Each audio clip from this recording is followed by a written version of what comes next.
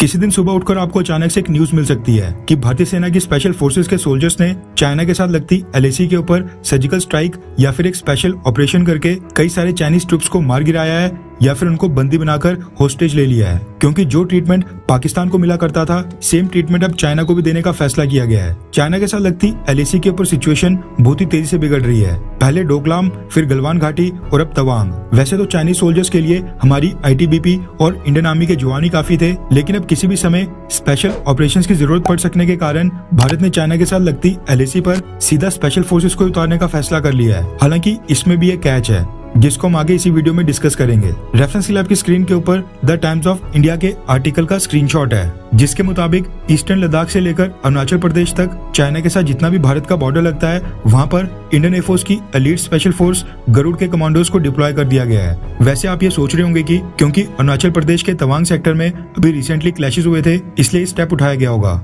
लेकिन ऐसा नहीं है। क्योंकि रिपोर्ट्स ये निकल कर आ रही हैं कि चाइना के साथ लगते बॉर्डर के ऊपर गरुड़ स्पेशल फोर्सेस की डिप्लॉयमेंट आज नहीं बल्कि साल 2020 के मई महीने में शुरू हो गई थी। चाइना के साथ लगते बॉर्डर के ऊपर कुछ हॉटस्पॉट आइडेंटिफाई किए गए थे, जिसके बाद उन सभी पॉइंट्स के ऊपर स्पेशल फोर्सेस को डिप्लॉय किया जा रहा है। खबर निकल कर आ रही है कि गरुड़ स्पेशल फोर्सेस की डिप्लॉयमेंट पूरी हो चुकी है। अब क्योंकि गरुड़ स्पेशल फोर्सेस हैं, तो लाजमी है कि इनके पास हथियार भी स्पेशल ही होंगे। ऐसे में खबर निकल कर आ रही है कि गरुड़ के सोल्जर्स के पास अमेरिका से परचेज की गई 600 राइफल्स हैं। AK सीरीज की AK-103 राइफल्स हैं, जिनको AK-203 से रिप्लेस किया जाना है। इसके साथ ही गरुड़ के सोल्जर्स इजरायली टवोर राइफल्स भी यूज कर रहे हैं। वहीं इनको नेगेव लाइट मशीन गन्स भी दी गई हैं और साथ में गलील स्नाइपर राइफल्स भी दी गई हैं, जो 800 से 1000 मीटर्स तक निशाना बनाने में सक्षम है। इंडियन एयरफोर्स के ऑफिशियल्स का कहना है कि चाइना के साथ लगते बॉर्डर के ऊपर अगर ऐसी कोई सिचुएशन अराइज होती है जहां पर स्पेशल फोर्सेस का यूज करना पड़े, वहां पर गरुड़ स्पेशल फोर्सेस रिस्पॉन्ड करेंगी। अब इसमें कैच ये है कि सोशल मीडिया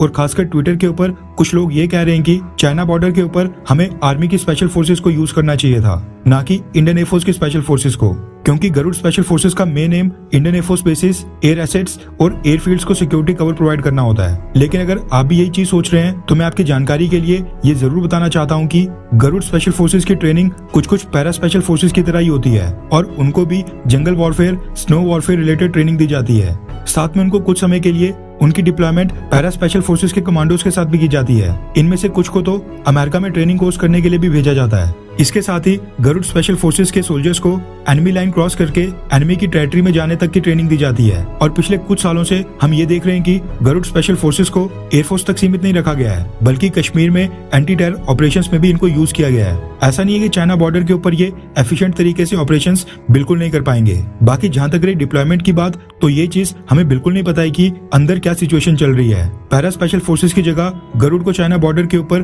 क्यों डिप्लॉय किया जा रहा है, इसके पीछे का क्या कारण है, ये तो खैर इंडियन आर्म्ड फोर्सेस या फिर डिफेंस मिनिस्ट्री को अच्छे से पता होगा। ये काम उनका है और बेहतर होगा कि हम उन्हीं के ऊपर ये छोड़ दें कि कौन सी स्पेशल फोर्सेस को किस बॉर्डर के ऊपर डिप्लॉय करना है। खैर, आपको क्या लगता है कि क्या जिस हिसाब की सिचुएशन आज की डेट में बन रही है, क्या आगे आने वाले 8 से 10 सालों के अंदर भारत और चाइना के बीच कोई छोटा मोटा स्मॉल स्केल का युद्ध हो सकता है? हाँ या फिर ना? नीचे कमेंट करके अपनी राय जरूर बताएं।